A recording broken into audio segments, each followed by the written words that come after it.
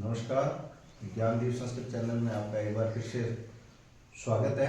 आज हम संस्कृत व्याकरण के अंदर रूप के बारे में पढ़ेंगे। रूप है वो संस्कृत में दो प्रकार के होते हैं, एक शब्द रूप और एक धातु रूप।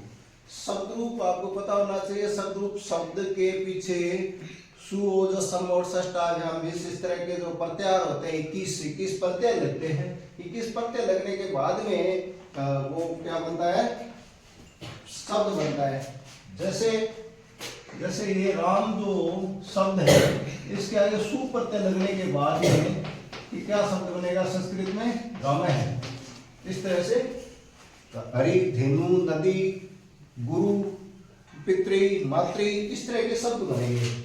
इसी प्रकार से धातु कोई भी जो शब्द होता है, कोई भी धातु होती है, उसके आगे विविध प्रकार के प्रत्यय लगते हैं। जैसे तिप, तस, जी, सिप, थस, थ, मिप, वस, मस, इस तरह के जो प्रत्यय लगने के बाद में वो साक्षात रूप में धातु का रूप लेती है।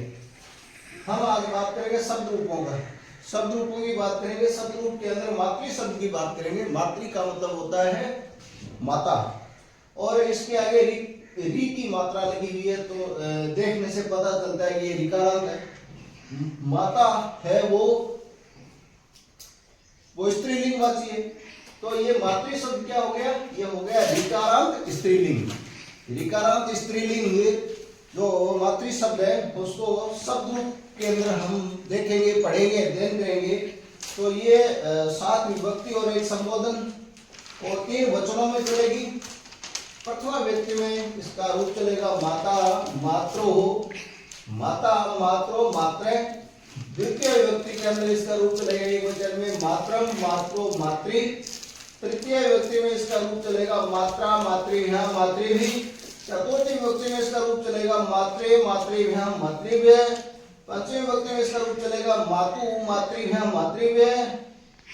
षष्ठी व्यक्ति में इसका रूप चलेगा मातु, मात्रो, मातृणाम। सप्तमी व्यक्ति में इसका रूप चलेगा मातृ, मातृ, मातृषु।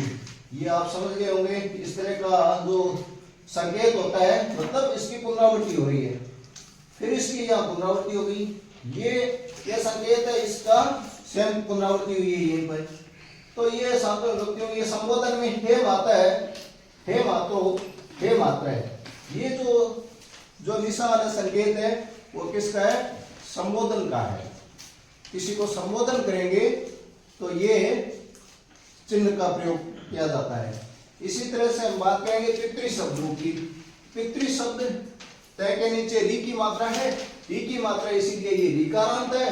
और पिता पुल्लिंग शब्द होता है, तो ये क्या होगा, ऋकारांत पुल्लिंग।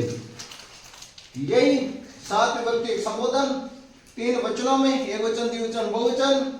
प्रथम व्यक्ति में इसका रूप चलेगा पिता, पित्रो, पितृहि। द्वितीय व्यक्ति में चलेगा पित्रम, पित्रो, पितृन। तृतीय व्यक्ति में इसका रूप चलेगा पित्रा, पितृभ्यां, पितृभि। चतुर्थ व्यक्ति में पित्रे, पितृभ्यां, पितृभ्य।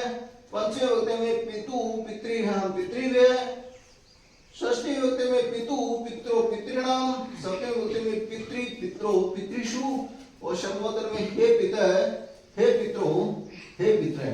अब यहाँ एक आपके दिमाग में सवाल खड़ा होगा कि ये निशान किसका है। तो ये जो चिन्ह है, री 2 प्रकार की होती है संस्कृत में, एक छोटी री और एक बड़ी री। तो देखिए, गौर से देखिए, ये जो री है वो री छोटी नहीं है, बड़ी वाली री का प्रयोग हुआ है यहाँ। ठीक है, तो यहाँ पर ये जो री है वो कौन सी है, ये वाली री है। ये जो छोटी री है इसका जो संकेत है ये है, और बड़ी री का संकेत है बड़ी री का ये। तो इस प्रकार से 2 बार यहाँ पर घुमाए गए, मतलब यहाँ पे री कौन सी है, बड़ी वाली री है। तो इसी प्रकार से हमने आज रूप के अंदर शब्द रूप, धातु रूप की पहचान, और उसके बाद में शब्द रूप के 2 उदाहरण, मातृ शब्द, पितृ शब्द, इसका हमने अध्ययन किया। उम्मीद करते हैं कि आपको शब्द रूप, धातु रूप की पहचान करना और मातृ शब्द और पितृ शब्द ये जो रूप है वो याद करने में आपको आसानी होगी।